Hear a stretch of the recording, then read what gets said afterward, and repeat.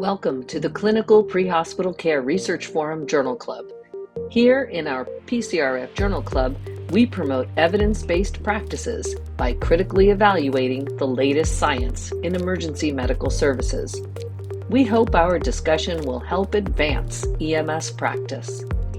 Through the generous support of our sponsors, Limmer Education and ESO, we are able to make science more accessible and understandable.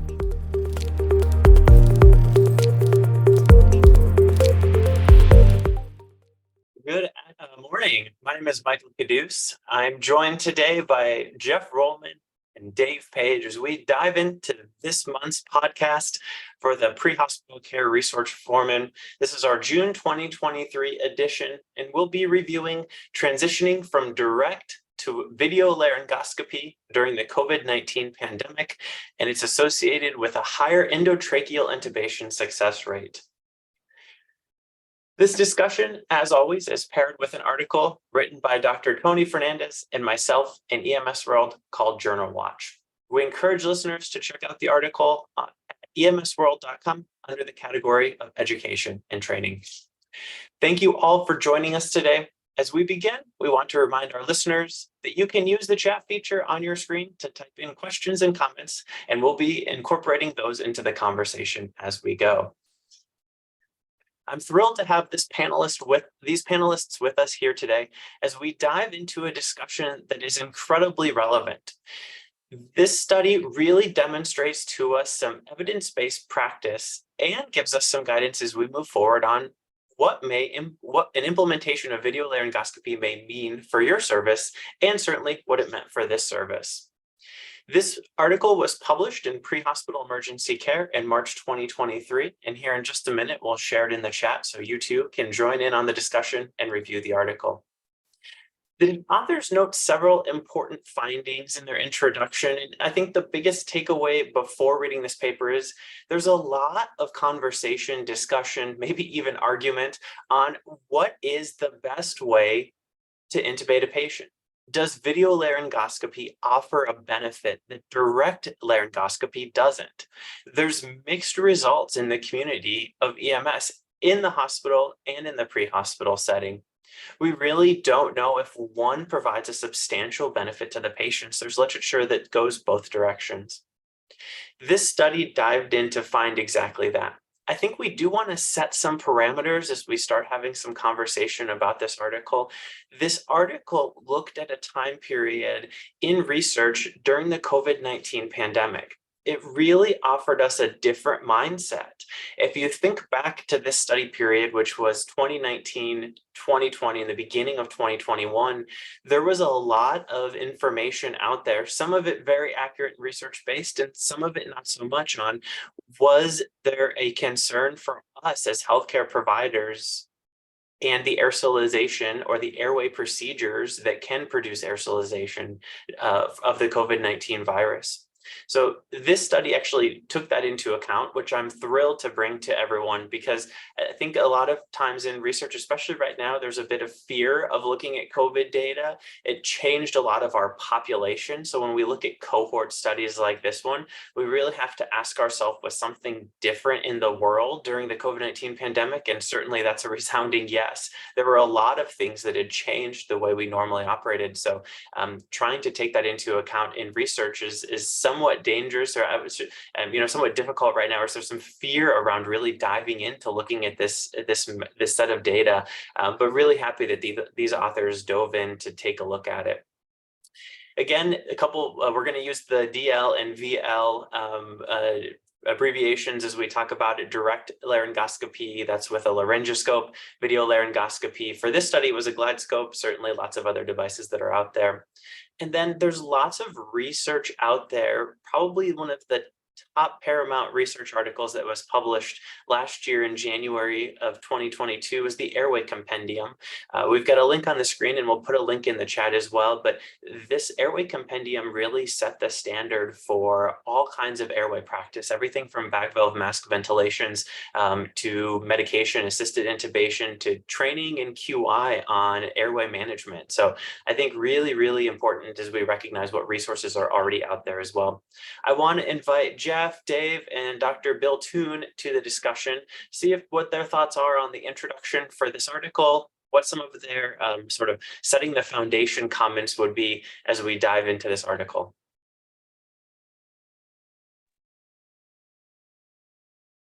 I think it's a very timely topic, and I'm busy getting links up into the chat area for all of you who may not have previously tuned into some of the stuff we've done around video laryngoscopy. There's a wonderful podcast. We've been doing this for a while. It's a kind of a interesting topic to keep bringing back. But there's a systematic review and meta-analyses that just published May 2023.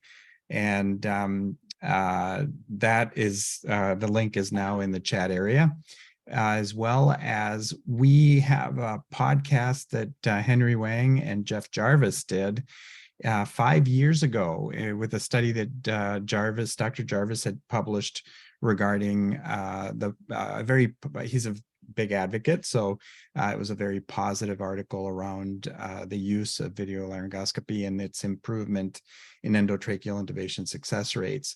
That is an audio only podcast that's on SoundCloud. So I'm going to share those and I think direct folks to get a full picture of this.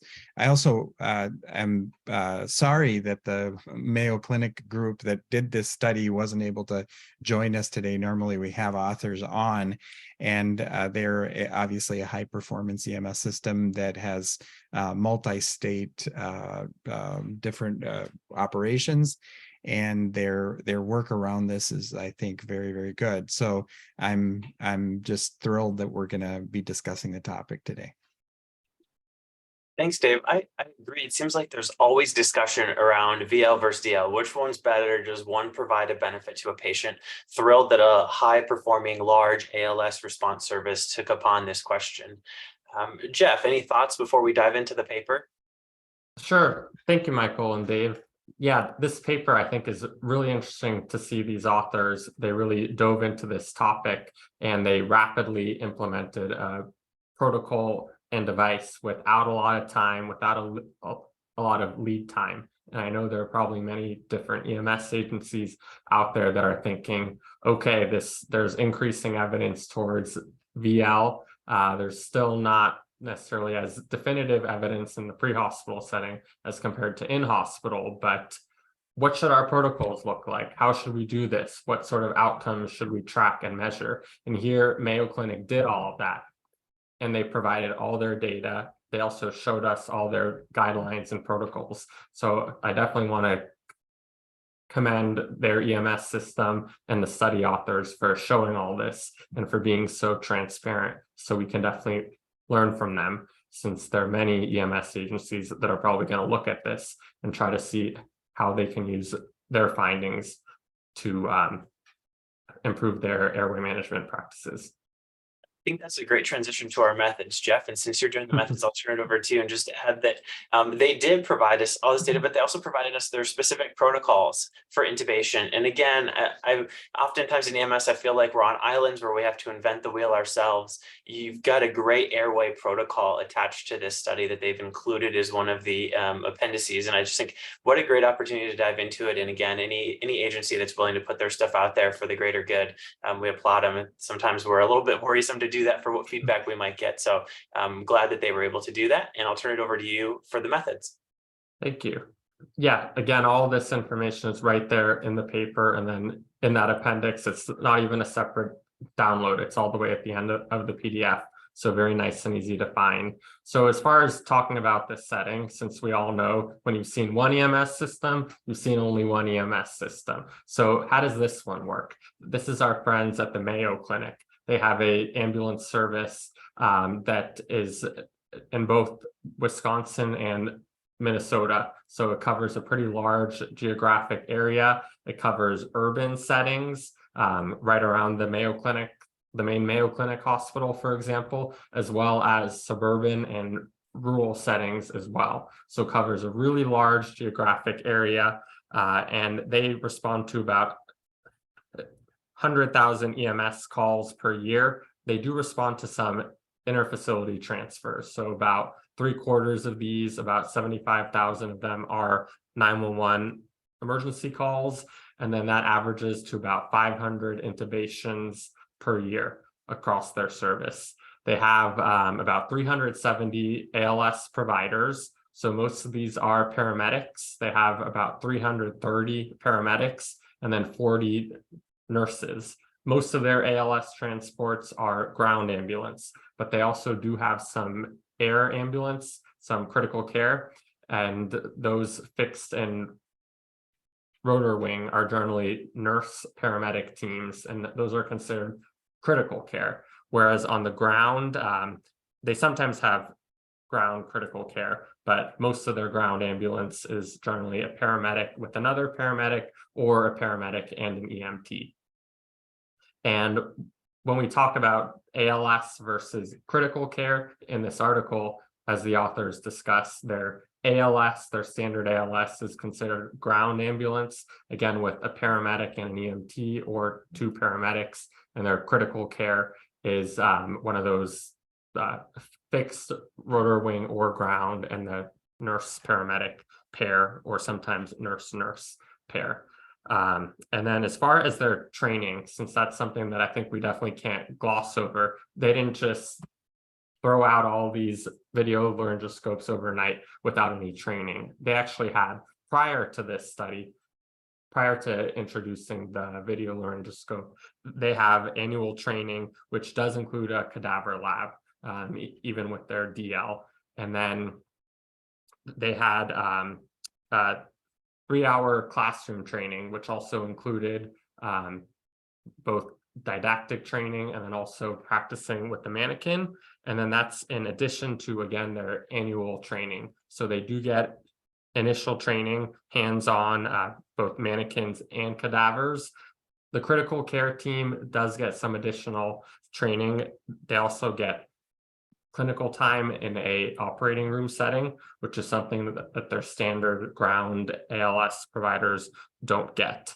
And then looking at all this data, so they have a ton of records. So they're basically looking at this retrospective cohort study, so involving all of their electronic transport records.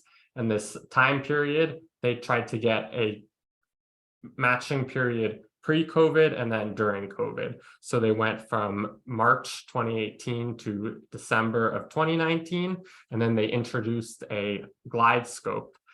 It's the glide scope spectrum device, which has single-use blades, and that was introduced in December of 2019. And then they captured a equivalent period, so all the way until September of 2021. And then of note is this nested COVID-19 period. So of course we know major change happening in the world starting in March, but it took a couple of weeks for them to figure out how they were going to change their operations and change their protocols. So starting on April 1st of 2020 is this COVID-19 period where it wasn't just business as usual. Their protocols changed where instead of any paramedic intubating, it was the most experienced clinician was intubating. And then they only allowed 1 intubation attempt as opposed to 2 attempts pre-COVID. And they also required increased PPE. So these providers had to wear a gown, N95 mask, eye protection, and then gloves. I hope they'd always be wearing gloves. But the addition of the gown and the N95 is definitely some extra PPE that they had during this nested period. So we were all interested in seeing how did this change their intubation success. I really appreciate, Jeff, the author's willingness to take this on. I think through if I was conducting a study and a pandemic hit while I was trying to do a pandemic where it's a virus in 2020 with very little information, lots of discussion around just canceling the trial altogether, just being like, we'll bring it back when we can. Really have to applaud the authors for being in the mindset that said, we're going to continue to collect the data. It's retrospective, so they sort of knew afterwards what was going on, but just the mindset to be like, we're actually going to look at this data and we actually care about this data enough that we're going to extrapolate for all of that COVID time. I really appreciate that. I wonder your thoughts on I thought it was interesting. The authors noted that it was preferred that they had one attempt, but they can deviate from their protocols if they have good reason to do so. I always appreciate a medical director that says, you're the one in the back of the ambulance. As long as you can defend your decision, we're okay with you making it. And I appreciate that sort of flexibility. I'm interested in your thoughts on any of that. Yeah, I mean, I think that's very real world of them to say that, since of course you can have protocols, and they showed us all their protocols, so great to see. But we know that the real world definitely can't account for every minutia of the protocols, and providers that are out there in the field, they have to get the job done. So we know that in reality, the protocols might not always be followed to the T. So the authors recognize this, that even though the protocol said you have to wear all this PPE and only do one attempt, we're not necessarily sure if that's exactly what happened, but we do know the intention. So want to thank the authors for, again, being so transparent with all this, and showing truly the reality of EMS that can't always predict exactly what's going to happen on the ground. I want to just jump in and say, Jeff, when you were talking about the whole during COVID here, they note in their limitations, PSGs directed the most experienced and skilled paramedic to perform the intubation attempt. I just want to remind the audience that in the midst of doing real research with real paramedics and real cases, the most experienced paramedic was selected by the crew on the way to the call, meaning it's not like, because we have seen studies where just a select group of the high performing paramedics who get lots of special training were the ones intubating. This is a on the way to the call, who's got more experience. So it's not as to me, it's less of a limitation in the methodology, because it's really just two people looking at each other going, who wants to try it, and or who has the bigger ego maybe in thinking of it, or I'm brand spanking new and I know for sure you've got more experience. But it is an interesting change during COVID, and it sort of could have caused a major skew in the data, and I think it's worth just highlighting that in the methods. Absolutely. Thanks, Dave. So yeah, continuing along with the study setting and methods. So the interventions, of course, the main intervention that we're looking at is the introduction of the video laryngoscope. And this was a GlideScope video laryngoscope, which did have blades in multiple sizes. There are many different commercial brands and models. Some of them, for example, don't have pediatric size blades. This size, this specific product did, on the other hand. And then we talked a little bit about that training. So there was that classroom and hands-on training of about 3 hours, and they did have a checkoff sheet. So theoretically, ensuring that all their paramedics and nurses were competent in using this. There was ongoing quality assurance with all of these attempts.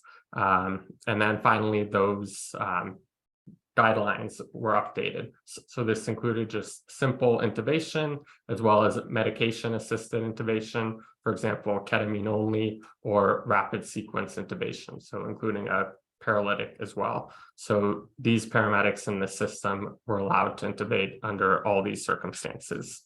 And then looking at our study population, so their study population was simply all their patients who they encountered in that system. They didn't have any exclusions for pediatrics, which I think is great. So many of these studies we often see just arbitrarily only look at 18 plus. They don't look at pregnant people, they don't look at prisoners, they exclude all the peds, whereas here everyone was included, which I think was excellent to see the effect on all these different subgroups. And they included a ton of different variables, which we'll talk about a bit more in the tables later on. And then as far as the outcome measures, our primary outcome was simply successful endotracheal intubation after one attempt. And then a secondary outcome was getting that tube at all, regardless of whether it was on the first attempt or multiple attempts. And these, sorry, finish up. Sorry, Jeff. oh, and then I was just going to say that they also looked at glottis visualization, which we'll talk about more in the results, but that was also a key outcome. So the degree to which these paramedics and critical care nurses were able to actually visualize the glottis as part of their intubation. I thought that was really key, Jeff, and I'm so glad you mentioned that. That's what I want. The documentation to actually document glottic opening when you visualize the intubation. I think it'd be easy to look at success rate. That's an easy documentable field in your charting software, but to say we're going to require and we're going to train our paramedics that are intubating these patients to document what glottic opening they have. I think especially in the thick of it, especially if you're doing an RSI, to remember that and to be able to document it afterwards is huge.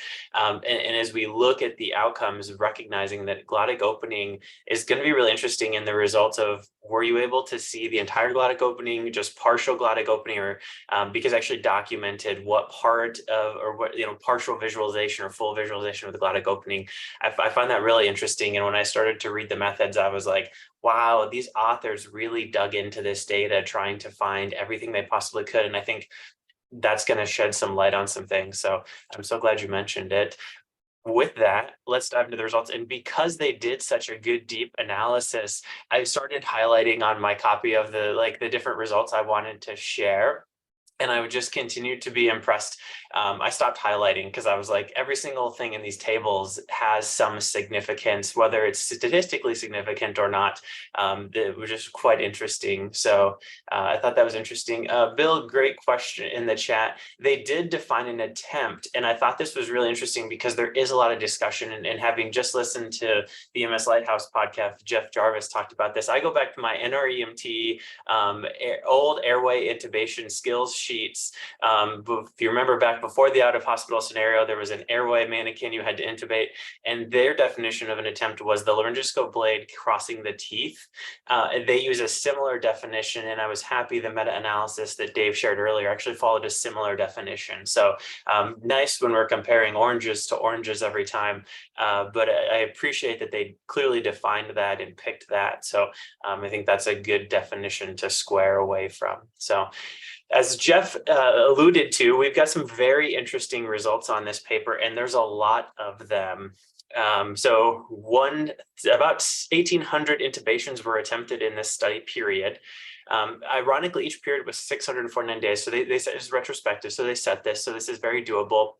In the first time period where they only had direct laryngoscopy, they had 895 intubations. And then in the VL time period, which included that nested COVID period, they had 893. So ironically, the exact same time period and a fairly similar number of intubations. So you didn't see a ton more people being intubated. They just got this training. Sometimes you think, okay, we just got this training, we just got this new equipment, we're going to use it a ton more. They describe this as about 1.3 intubations per day. So I think if you think to your service, that gives you a little bit of relativity to how often they were intubating their patients.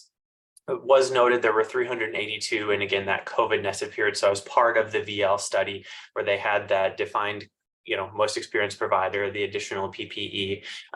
They had 382 intubations in that time period. There's a whole ton of data in this table that I think is really important to look at. As Jeff told us, they did break down for adult and pediatric, and while their pediatric intubation size isn't huge, I think it's worth noting that it's going to show up on all of our tables, and there are some very interesting findings here. So this is table 1, and it's patient or encounter characteristics of each attempted endotracheal intubation. So this is sort of an overall data picture of the study. They're going to give us a bit more information in table 2 and 3 about the first attempt success and the third attempt success. But overall, this is what we're looking at. Again, there are some pediatric patients in this population. I think that's really important to note that they are intubating pediatric patients, and they showed up here. Very little difference in our patient population in terms of male versus female patients. They did stratify for things like weight, A couple things that were interesting here, they did stratify for medical versus trauma calls. And if you look at direct versus video laryngoscopy, they had many more medical intubations than traumatic intubation. That's pretty typical compared to the other research that's out there. And then again, the glottic view of the patient is described here. And in terms of the entire glottic or all structures, I think this is one of my biggest takeaways from this table, and that is when they were using direct laryngoscopy, they had entire glottic visualization about 56% of the time. That went up to 70 or to 80%, 79.5, 80% when they had video laryngoscopy. Now that is statistically significant, and just look at the numbers, it's an additional 210 patients, very clinically relevant to what we're looking at here. So the change from a video or from a digital, from a direct to a video laryngoscopy made a big difference in whether they could see the cords, which is, the first step of advancing the tubes past them is to see them. So I really thought that was an impressive finding here. Dave, what else? Whenever it's when in this kind of a study, they're trying to compare, a device against another device, and you really want to try and match up patient population. So if there's a skew in, in the historical 2018 pile of direct laryngoscopy, they had, in this particular case, by weight, the weight category of 0 to 7.2 kilos. So we're talking about infants, really, was 89 patients, so 9.9%. And I'd love to have the authors here to explain why there was such a difference between these 89 in the pre-period and about 10 patients in the VL category.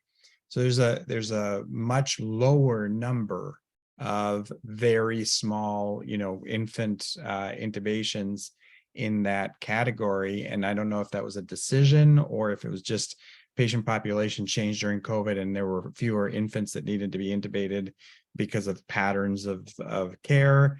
Other than that, though, when you look at, the weight distribution in particular, if that's a surrogate for a difficult intubation, and particularly larger patients, so kilos of 82 to 113 and 113 to 204 were really very similar. And that's I think, part of the story. If VL is better, and they're certainly leaning that way, right? The visualization, we're trying to really compare apples to apples. Then it looks like really from the bigger patients, we really have a very similar population, and the same for adult, pediatric, et cetera. I also noted kind of an interesting change between more critical care clinicians were intubating prior to COVID, and fewer critical care clinicians were intubating, which is back to the methods and back to trying to pick the most experienced intubators. You would think that critical care paramedics would have more experience and more and be actually more dominant during COVID, if that's what their direction was. But it's actually inverse. There's really 17.9% versus 8.8% in the critical care versus straight up ALS. So those were kind of numbers that jumped out as potentially could have affected the outcomes. And maybe there's a story there about infants, but in the other sections, it sort of normalized, I think, these data. Dave, I had a similar thought, and I thought to myself on the ALS versus critical care side, I wondered if as the educator in me wondered if the training that was provided before they went to video empowered some of the non-critical care people, the ALS people, to say, I have this new tool, I have this new training, it's fresh in my mind, and thus I'm going to be more confident in my intubation skills. Even though it was the most senior person or the most experienced person, it did go up 10%. So I thought maybe we empowered some ALS providers to say, hey, you have a new tool, maybe an airway where you would have gone supraglottic in the past, you're now more likely to intubate the patient, go with that definitive airway. That was my thought on it. Jeff, any thoughts? Sure. Yeah, a couple of thoughts. So first of all, as far as the pediatric population is concerned, something I forgot to mention in the setting and methods was that the pediatric blades weren't fully implemented when the VL laryngoscope was implemented. So all they had initially was a hyperangulated blade for the pediatric population. So kind of like a super curved Macintosh blade. And that's something that many of the providers may not have felt comfortable with. And then later on in June of 2021, so pretty late on in, they did introduce Miller 0 and Miller 1 blades for the pediatric population. And the authors talked about a bit in the discussion that they thought that their providers just simply didn't feel very comfortable having that hyperangulated blade only, which is something that wasn't really used at all. We just have our Mac and our Miller as far as our DL blades. So later on, apparently the intubations increase for the pediatric population after they introduced these blades. So a bit of a change there in that study setting that happened kind of late on, which probably explains some of those differences as far as the pediatric population is concerned. And then as far as clinician type, I was thinking a lot about this and thinking about ALS. Most of these are probably 911 paramedics. And then critical care, I mean, they definitely do some scene transports, but a lot of these are probably interfacility transports. So taking patients from smaller community hospitals to bigger hospitals. And I was thinking that in the context of COVID, many of these patients are probably getting intubated right off the bat. So especially earlier stage of COVID, many patients were getting intubated very quickly at that earliest stage of respiratory distress or respiratory failure. So I was thinking that these critical care providers maybe just didn't have as much opportunity. They'd arrive on scene to a hospital and the patient's already been intubated. So perhaps they just didn't have as many opportunities to intubate because of this whole COVID pandemic and secular trends that are happening at the same exact time. So those are kind of my thoughts there. I think that's so important to remember, Jeff. And again, it's really, maybe we're so happy not to be in the pandemic period that we have to take our mindset back to that pandemic period. And you're exactly right. I mean, we were talking ventilator shortages. We were talking increase in patients with, signing the refusal, letting them stay on at home. So there was really a bit of a shift in our care provided. So you're exactly right. Many of these interfacility transports may have found themselves intubated at the hospital and then were being transported to a higher level of care. Much different towards the outcome of the pandemic, where we're seeing a lot more things like CPAP and BiPAP.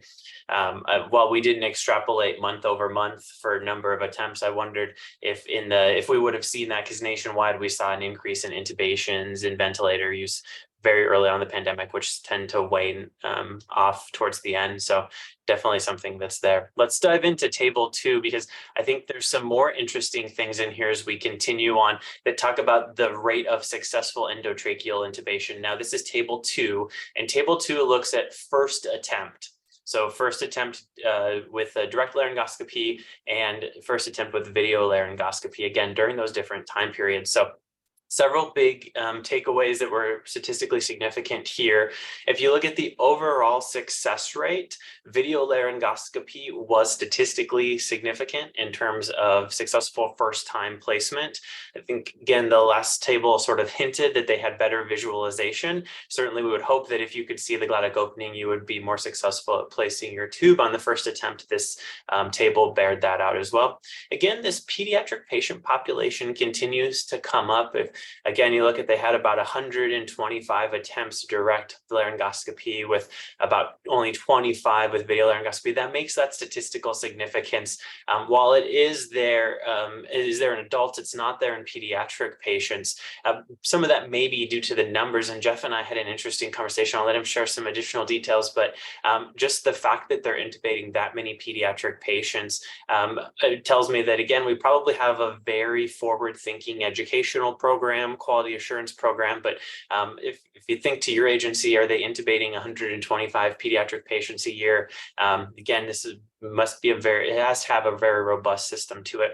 A couple other things that I thought were interesting in this table, again, they extrapolated for weight as well here, and then they broke it down on medical intubations versus traumatic intubations. And again, there we did see an increase in statistical significance in our medical patients versus direct versus video. I think that's important. They didn't see this in trauma, which not statistically significant, though I was impressed with the number of traumatic injury intubations they're doing. While medical substantially out is more, there's still some traumatic intubations here, and video wasn't found to be a success. So I think that's something I would dig into a little bit further.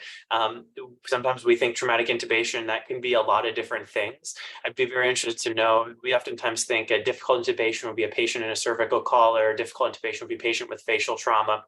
Were these trauma victims in those categories, or were they just simply, falls, car accidents, things like that, where there wasn't a lot of change to the anatomy of the airway?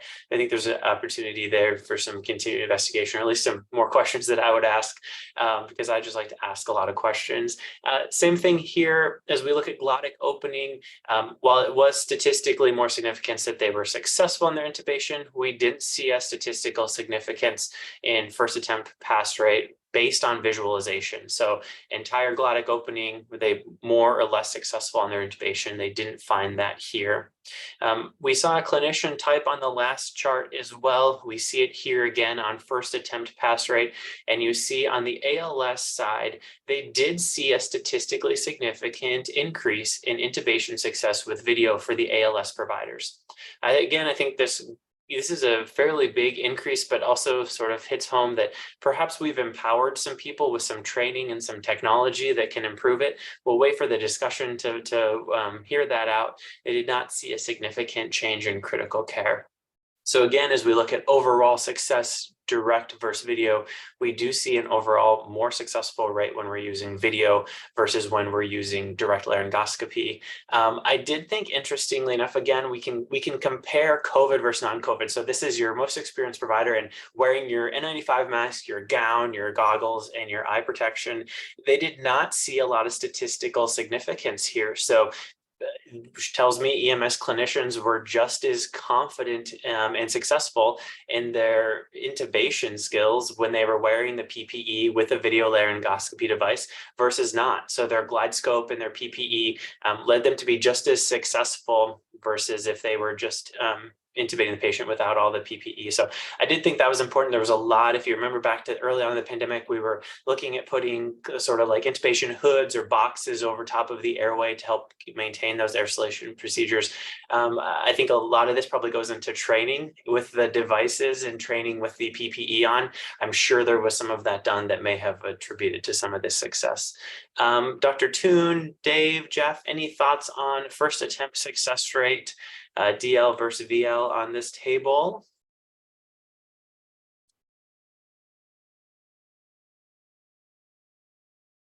Sorry about that. Looking at all these characteristics, it was definitely good to see that for weights, for example, you could see that comparing DL to VL, that pretty consistently as those weights increase, you would still see that trend of more success in the VL groups as compared to the DL group. I was a little bit surprised looking at the glottic view. I mean, these are pretty small numbers for little glottis, but I was kind of surprised to see that non-COVID period at the beginning, that there appeared to be quite a bit less success in those patients who had very poor visualization of the glottis. And I was thinking, what could be going on? I mean, these are our more difficult airway type patients. And I was thinking maybe this could just be training. For example, we could see that non-COVID period versus COVID period, much higher rate of success, even though these are small numbers. So that significance isn't there. I was just thinking about what could possibly be going on, since in the other subgroups, we saw sort of similar trends, that I just thought that was kind of interesting. I don't know if anyone had any other thoughts about some of these subgroup trends. Yeah, again, it's just this huge data breakdown sort of forces you to start looking into more opportunities. I always err on the side of like, oh, we did training, so we improved it. I also wonder, again, we saw the number of entire glottic or all structures visual go up quite a bit with the VL. So I wonder if we pulled some of those people who with direct laryngoscopy could only see part of the vocal cords or could only see part of the glottic opening, with some manipulation of their video device, all of a sudden we pulled that population up. So I think there's something there too. That was my, initial jump down the rabbit hole of that conversation. So. I think you did a really good job of summarizing it. I'm always worried about how the the Hawthorne effect. You train people, you get them really spun up on a new technology. They're really they've got a lot of eyes on them, and everybody's super hyped up about it. It's more interesting to me to watch it sort of over time and see if this success will continue, and if it's just we saw a lot of emphasis, a lot of training, and a lot of visualization with this particular new device, and therefore we get a lot of success. So that's where the meta-analyses that's in the chat comes in, and I think you do see a further improvement. I also, there's so many variables, and it's so hard to do research when you have so many variables. It's the the weight of the patient,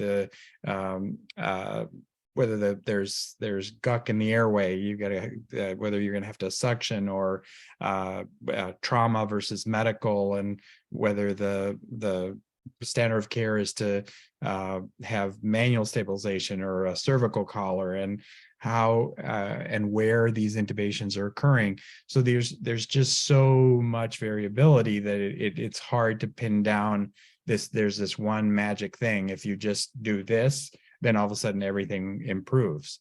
And I also, personally, we at the ambulance service where I work have video laryngoscopy that's similar. It's not the same device, but it's similar in that you're looking at a screen that's kind of next to the patient, or if you put the device, the laptop in our case, on the patient's chest, which is hard to do in a cardiac arrest, you could just be looking at their chest, but not at the airway, versus some of the devices that lead you to look more, directly down into the airway, and the video laryngoscopy, the video portion is near the airway. These are stylistic changes that for younger intubators may actually be perfectly fine if they're gamers and they're used to being able to look over there and do something over here. That might be better for some folks that learned it that way. This is a very nice study in that you're really taking a population of folks that were doing direct laryngoscopy, and now you're watching this introduction of this new technology. So I do think, for those of us who have been the old dog can't, teach new tricks and do new tricks, then we better be paying attention to how this is evolving in a much more, in a deeper way. I'm thinking that miniaturization and leaps in technology, like what we just saw announced this week, think what you will about Apple and devices like Oculus or video, but if in fact these devices can now sense where our pupils are, and fighter pilots can be looking at enhanced targeting I think we can be assured that our technology could have the ability to recognize vocal cords and or better discern where, where to place the laryngoscope for a better view, and sort of some real-time decision assistance targeting, kind of, that's where you're going to go. This is the right spot. This is not the right spot. So I'm thinking that this is going to change rapidly as the miniaturization and the improvement in some of these devices work. I was amazed too, just as a side about video laryngoscopy, there's, as people use it and they get more used to it, some stupid, simple stuff that I personally, one of our educators brilliantly said, don't try and wipe the blade if it gets all dirty, just shake it. Actually just you can dip it in water and shake it, and it clears the view much better. And these types of learning about these technologies and in real world circumstances, being able to modify, whether it's the Macintosh, which is my favorite, or the straight blades that in some cases, remember, there's a Wisconsin and a Miller, so it some people don't even know the difference. I think we tend to learn one way in school and get stuck on one topic or another. So I'm sort of curious about why Bill is so quiet, because it is definitely a subject near and dear to our heart, and we've done much work around this, right, Bill? I'm guessing. No, I've been listening to the conversation because it's been very good. I think that when I look at this, yes, we've done a lot, but we've not done enough. What I love is the beauty of this is all of the data they collected. And my question in my mind, are they continuing to collect it now? Have they stopped? Have they created this database and registry and then stopped collecting this data? Because as you said, longitudinally, would be important. And this just brings up more questions for me than necessarily answers about video versus direct. It brings up everything related to training. What's the effect of training to performance? They have a fair number of paramedics, but they're still not, what's a high performing paramedic? How many intubations are they doing a year? Yeah. I know when I was working in Kansas, we carefully studied this, and we had 3 groups. We had, if you averaged it out over all the paramedics, it was less than an intubation per year. Yeah. But when we actually dug into the data, there was 1/3 of the paramedics that were never even getting an attempt in 1 year. Yeah. Then there was a third that was getting 1. And then there was this other third, which you may call the high performers, that were getting more. So, we answered the question about where the intubation took place the most. It took place on the floor in a residence. That's where intubations took place the most. And it was funny because we only had 1 attempt over a 10-year period of time of collecting data when I was there that was attempted while a person was in a car. The eternal training in the and let's train them on something that almost never happens. I'm sorry. Kylie Dyson did a very nice job on a paper about intubation and cardiac arrest, and how the more frequent your cardiac arrest, the better the outcome, but particularly better airway management, intubation success. And I think it's worth mentioning here. We don't have a lot of statistics on how often these particular paramedics are intubating, but this ambulance service is using data from all their different operations, which is new. When we all can love and respect Roger White and the Mayo Clinic and all of the work they've done, it's uncontrovertible, the contributions that they've made to EMS. So let's just pause and say that. It's also true that this version of the Mayo Clinic ambulance service has operations that are in rural settings or suburban rural, in the case of some of the types of municipalities and some of the areas of coverage. So it's not just the Mayo flight team that we're looking at. We're looking at a paramedic working with an EMT in an area that may or may not have an intubation every month. So your point is absolutely on target, Bill. Is like there's all this discussion about, you know, the Florida statistics around, you know, train every single firefighter, paramedic, and every response engine to do advanced airway, and then watch the number of intubations go down per intubator.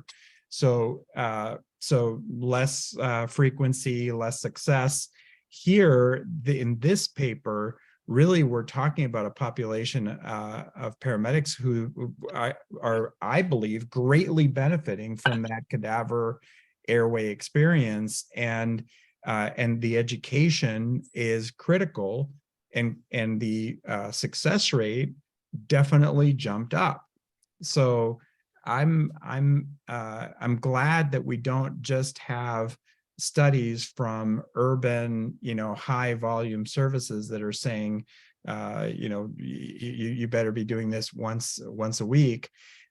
And I also would say, my favorite way to think about this is the way cops think about using their weapon. I think the laryngoscope is a weapon. If used improperly, it can kill somebody. So if you're going to be qualified to do this particular procedure, you should have to maintain that qualification, just the same as a police officer has to go to the range and say, yep, I can still shoot my gun and I can still get at the target under realistic, real world, real life situations where the mannequin is, like you said, Bill, on the floor, and we are not in a nicely lit room with a mannequin on the table that has their lungs exposed, because all of our patients are hemisected and expose their lungs, so we can verify this. I think you've got to have real world conditions under those training models. And then maybe we can, you know, if we could get to those best standards of practice in education, compare if in fact the success rate is all due to the device or to the education that goes with it. Without Dr. Crow here, without us here, without Dr. Crow, who's jet setting away this week to get the Eagles conference, it's my job to keep us on time. We've got a couple more very interesting tables that we want to dive into. Points all well taken, Dave. As you were talking about the Oculus glasses, I was thinking in a plane, if you get too low, it automatically voice prompts you to pull up. Oftentimes that's what you have to do with your glide scope as well, is like lift up. I was just thinking the device could start doing some voice prompts like pull up, pull up. Just with the amount of AI, that's probably not something it's probably something we will see in our lifetime. So the table 3 looks at the rates of successful endotracheal intubation after any attempt. So the last table is first attempt. This one is any attempt. Now, again, similar statistical significance in a few different patient populations. Again, in the adult patient population, direct versus video, we saw a statistical significant increase. Same thing for overall success. It went up by about 10%. So statistically significant, but also probably has some clinical relevancy there. Again, we did look at pediatric, and while it wasn't statistically significant, again, the numbers of pediatric patients who are getting intubated in this study, in this service area, just impressive, the system that has a design that's able to do that. We looked at medical patients on the first attempt, and we saw statistical significance. We saw the same thing on the medical side within 3 attempts here as well. So I think, again, looking at the statistical significance on medical patients, we saw an increase there. Ironically, on the 3rd attempt, we did not see a huge significance when we looked at glottic views. So when we looked at, within 3 attempts or any attempt, there was not a statistical significant improvement with video laryngoscopy. I think that's interesting. We did see it on the first attempt, which is probably what leads you to be successful on the first attempt, but no big statistical significance here. We did see a similar finding on the ALS side when it comes to clinician type. So we saw an improvement in a pass rate on any attempt with video laryngoscopy over direct laryngoscopy. And again, that went up about 12 percentage points with the ALS provider. Same as the first attempt versus within any attempt, the critical care did not see a huge increase, but also much lower numbers compared to the ALS provider. So I think maybe some similar extrapolations here versus there. But I do think, again, we're recognizing that this video laryngoscopy had an impact on this service's success rate. When we look at the overall survival rate in other studies, it's demonstrated the sooner you get the airway in place, or whatever you're most successful on first, is likely to improve your outcomes. When we look at things like cardiac arrest, being able to improve your intubation success on the first attempt certainly probably has some extenuating, benefits to it. Here within any attempt, we saw the same statistical significance that your patient was likely to be intubated with any attempt with the video. I do think, again, we looked at pre-COVID versus COVID times, or the COVID nested period for this study. Not a lot of statistical significance here, which meant that the most experienced provider wearing their PPE during COVID had a similar success rate, whether it was wearing the PPE or not wearing the PPE. So again, I think probably some great training and just getting comfortable wearing the PPE. Really important here. Table 4 also provides us some interesting insights. Table 4 is the association between mode of intubation and success of intubation on first attempt and after any attempt. So again, these are some odds ratios. So we're looking at what the odds are of intubating your patient first attempt versus any attempt. I think there's a couple big takeaways from this table that I think are important. When we look at the video laryngoscopy intubation rate, we see that intubating with video laryngoscopy puts you on the first attempt between about 1 3/4 to 3 times more likely to be successful. I think that's important. When we look at it within any attempt, again, you're about 1.5 to 3 times more likely to be successful with your intubation. They found that to be statistically significant. When they looked at VL versus DL during the COVID VL period, they found similarly you were statistically more likely, or you had a higher odds, if you will, of getting your intubation on the first attempt and within any attempt. So again, the VL device is continuing to not only be more successful, but increase the odds as well. A couple other things that I thought were interesting to pull away from here: when they looked at clinician type, the critical care provider with a video laryngoscopy, or I'm sorry, with the critical care person compared to the ALS person, was 3 times more likely to be successful on the first attempt, and more than 3.5 times more likely to be successful on any attempt. So while we saw in the previous slides and in the previous tables, the critical care person was getting less intubations, they were more significant both on the first attempt and on any attempt. So not sure if there's a difference in training or credentialing process there, but something is causing a statistically significant increase by, again, between 2 and 5 times more likely on first attempt success. So there's something there that I think is worth diving into, that I think may provide for some secondary analysis. The last table that we got to look at, this was the association between mode of intubation and success of intubation, which looked at the glottic visualization. I think this is a really interesting table that provides us some insights into, were they able to see the glottis, that really broke down the glottic opening, and were they able to see the entire glottis as a reference period. There was a lot of statistical significance here when comparing the entire glottis to any glottic opening. Again, what this tells me is the more you can see, the more likely you are to be successful. So getting a better visualization of the glottic opening is going to lead to a higher success rate. So to me, that seems like maybe that's common sense, but I think it's worth sharing and worth continuing to say the better visualization you have of the glottic opening, the more likely you are to be successful on both the first attempt and any other attempt. So I thought that was worth sharing. They didn't see a lot of other statistical significance when comparing the success of intubation versus glottic visualization. So again, if you can see it, you can intubate it, I suppose, is maybe a way to say it. I want to open it up to our panelists for any final thoughts on this study and what it may lead to for the significance of the study. We'll start with Jeff, or Dave's on. Go ahead, Dave. Mine is just brief, which is please look at the airway compendium. Please look at these meta-analyses. I think anyone who says there's just no research in EMS is just not tuned in these days. We are seeing some great work, and before deciding to do a switch or improve your intubation technique, and I think measuring this, if I can put a plug in for, we have a deadline for research this month. So send us your research for in this year. We'll be able to present it both at EMS World Expo in New Orleans in September 18 to 22, and also at NAMSP. So they can jointly be presented if they're submitted also to NAMSP.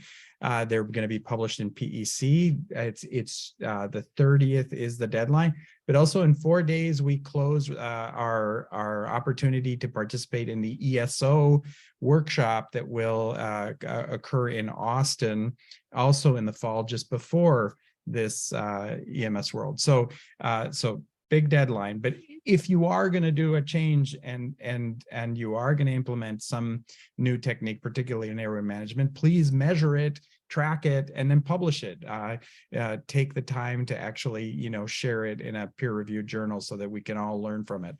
So that's my plug. Is there's a lot of stuff out there. Please read before you leap, and when you leap, please measure it and then submit it to us. Jeff, any final thoughts, and then we'll go to Bill. Sure. Just wanted to thank the authors again for sharing everything, sharing all their data, sharing these results, and really being so transparent with everything, including their guidelines that they implemented. And I think even though they share a lot of really interesting results, there's also many questions that come out. For example, the pediatric population, why we saw, some of that reduced success, and then why such big gaps between ALS clinicians and critical care clinicians. So that just begs the question of, we need to do research. We need to figure out what it is exactly. For example, with these critical care clinicians, their training is a bit different, but is it just that OR time is being in the operating room? What is able to get these critical care clinicians to practice at that higher level, or is it something else? So hoping that maybe we could see some abstracts on that in a few days. So just wanted to thank the authors again for their terrific work. Thank you so much, Jeff, and thanks for investigating the methods so intensely. There was a lot in there. Dr. Toon, any final thoughts? Yes, just a couple of things. But the beauty of this, I said, is all the data they collected. And I encourage EMS agencies that before you institute a change, know what you're doing now and work out on how to collect the data, how to make sure that you're getting the information that you want. So then you can make your changes based upon objective information, which I think is very important to do. And I do want to thank the authors. I think they did an excellent job. And I want to propose one change in our overall thought process. And I think we've overused, and I think it's time to put it to bed. If you've seen one EMS system, you've seen one EMS system. It's being overused. EMS systems are very, very similar. They do a lot of the same basic things. So I don't think they're necessarily, if you've seen one, you've only seen one. And I think it's time to change. It's no different, I think, than when everyone says pediatric patients are not adults. No, they are not adults, but almost everything that you can do and assess on an adult patient is applicable to a pediatric patient. Let's not put in this false wall of things that only, you've seen one EMS system, you've only seen one EMS system. So it's time for us to look at a mindset change on many things as it relates to that. But we need to collect data, we need to measure, and so we can make changes and move forward. And with that, thank you very much to our panelists. I'm thrilled to be turning over the hosting duties for next month back to the esteemed Dr. Emily Crow, when we will be joining you again in the second Monday of the month. That would be July 10th for our next Journal Club, and our educational research podcast will be June 23rd. We look forward to seeing you then. And again, thank you so much for joining us for the Pre-Hospital Care Research Forum monthly clinical research podcast.